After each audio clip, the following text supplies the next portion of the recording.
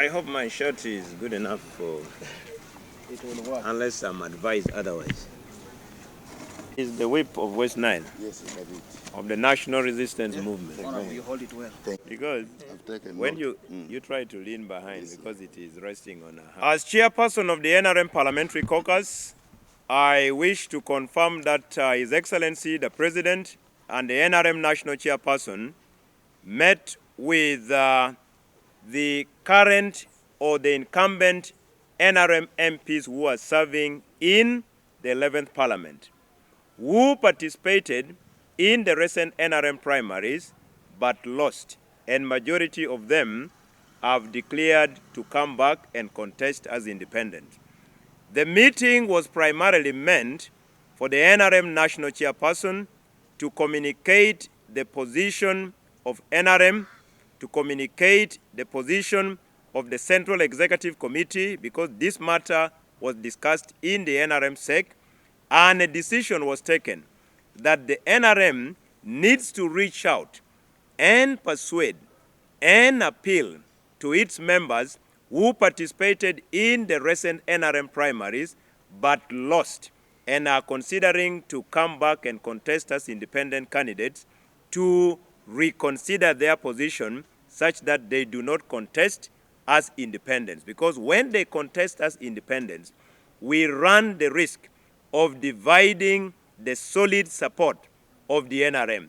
So the main purpose of the meeting was meant for the NRM national chairman to make this communication clear. I am happy that in that group, there are people who even decided that they would not contest. Yesterday in Koboko, you could hear me introduce to the national chairman 22 former aspirants or candidates who participated in the NRM primaries. That was only West Nile. But they have listened to the clarion call of the NRM, they have listened to the clarion call of the NRM national chairman, and they have taken a decision that they will not contest as independents. Out of 22, as of yesterday, in West Nile alone, 19 of them participated in the primaries at parliamentary level, 2 at LC5, 1 at mayoral level. So that is the message that the NRM, through the chairman, the NRM, through members of the Central Executive Committee, the NRM leaders, are relaying to its members. It is an appeal to persuade them. It is not a directive, because we are live of the constitutional provision under Article 72 of our national constitution. And as I've stated, is very, very clear that the NRM would not love to have its support base in any constituency divided. That is one.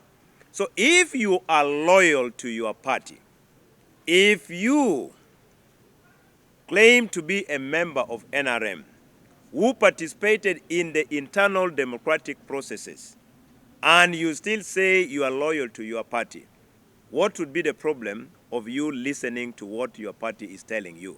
Because the implication may not be seen now. The implication may even come in the future. Just imagine you defy your party and you contest, and there is any future consideration. I defied the party, I contested.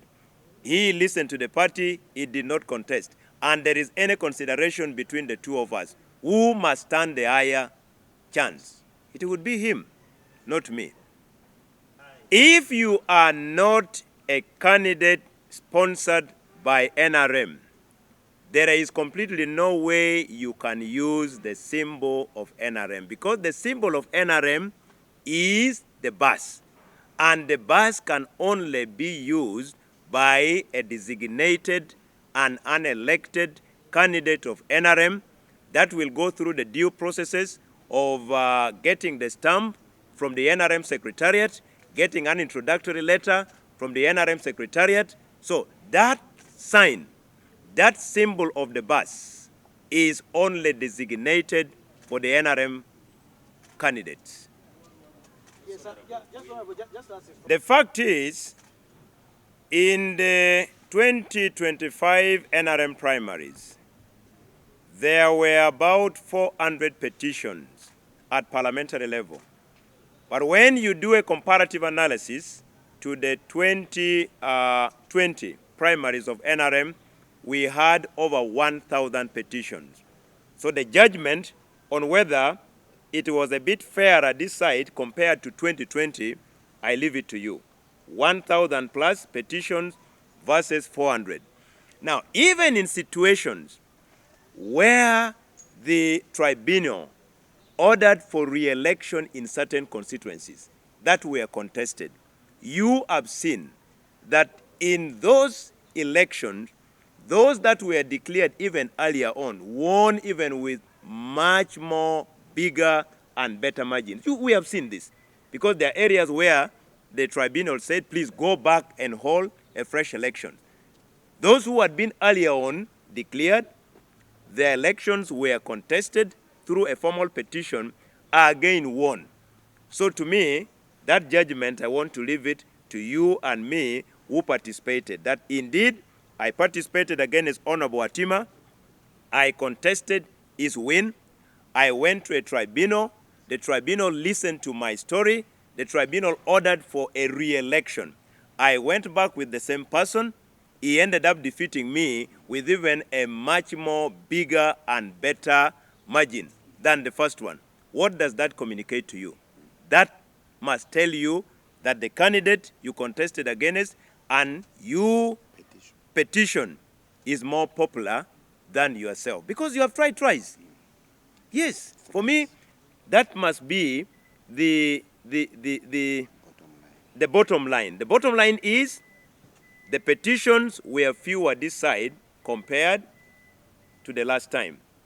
Even where the tribunal ordered for re-election, those who were declared won with even bigger margin. So what message does that send to you? And the standard in an election is not free and excellent, is not free and very good, is not free and good. The standard across the globe is free and fair.